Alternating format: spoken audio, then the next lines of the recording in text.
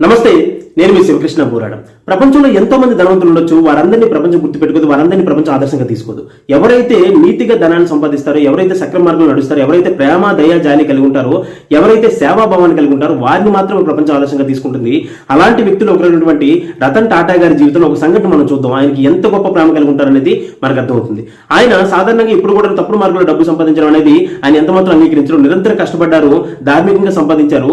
ధార్మికంగా సంపాదించినటువంటి ధనం ఏదైతే ఉందో ఆ ధనాన్ని తను మాత్రమే అనుభవించకుండా తనతో పాటు తను నమ్ముకున్నటువంటి ప్రతి ఒక్కరికి కూడా ప్రయోజనం చేకూర్చే విధంగా ఖర్చు చేస్తూ వచ్చారు. ఎందుకంటే ఆయన తన కింద పనిచేసినటువంటి ఎంప్లాయీస్ అందరికీ తనకు కనుక లాభాలు వస్తే ఆ లాభాల్లో కొంత భాగాన్ని ఎంప్లాయీస్కి ఇచ్చేవారు. అలానే ఎన్నో సందర్భాల్లో ఏదైనా ప్రమాదం ఎక్కడైనా జరిగితే వెంటనే తను ఎంతో కొంత డొనేట్ చేసేవారు. నిరంతర సేవా కార్యక్రమంలో భాగస్వాములు అయి ఉండేవారు. అలానే ఇంకో సందర్భంలో తాజ్ హోటల్లో జరిగినటువంటి దాడి సందర్భంగా ఉగ్రవాదులు ఎవరైతే ఈ తాజ్ హోటల్ ని బాంబ్ బ్లాస్ట్ చేశారో అలాంటి సందర్భంలో ఆ రోడ్డు పక్కన ఉన్నటువంటి కేవలం వారికి సంబంధించిన వారికి మాత్రమే కాదు, ఆ రోడ్డు పక్కన ఉన్నటువంటి ఎవరైతే చిన్న చిన్న వ్యాపారులు ఉంటారో, రోడ్డు మీద బండ్లతో అమ్ముకునేటువంటి వ్యాపారులు ఎవరైతే ఉంటారో వాళ్ళందరికీ కూడా ట్రీట్మెంట్ చేయిస్తూ వాళ్ళందరికీ కావాల్సినటువంటి మళ్ళీ పునః ప్రారంభించడానికి, వ్యాపారం ప్రారంభించడానికి కావాల్సినటువంటి సౌకర్యాలన్నింటినీ కూడా ఆయన కల్పించారనమాట. అంత గొప్ప వ్యక్తిత్వం కలిగినటువంటి మహానుభావుడు ఆయన. ఎంత గొప్ప దయాజాలి అంటే అయింది.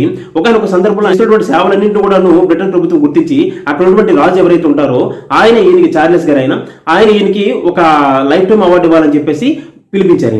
పిలిపిస్తే అదే సందర్భంలో అనుకోకుండా ఆయన తను చాలా ప్రేమగా పెంచుకున్నటువంటి 2 కుక్కల్లో ఒక కుక్కకి విపరీతంగా అనారోగ్యం చేయడం వల్ల ఆయన తన యొక్క టీం ఏదైతుందో ఆ టీం ని అవార్డు తీసుకోమని పంపించి ఈయన ఎక్కడ ఉండిపోయారు. సాధారణంగా చాలా మంది చేసేది ఏంటంటే ఈ కుక్కని జాగ్రత్తగా చూసుకోమని ఎవరో పెట్టుండేవారు. ఈయన వెళ్ళి అవార్డు తీసుకోవడం, ఎందుకంటే బ్రిటన్ లో లైఫ్ టైం అవార్డు తీసుకోవడం అంటే మామూలు విషయం కాదు, అది రాజు చేతుల మీదుగా తీసుకోవడం అంటే మామూలు విషయం కాదు.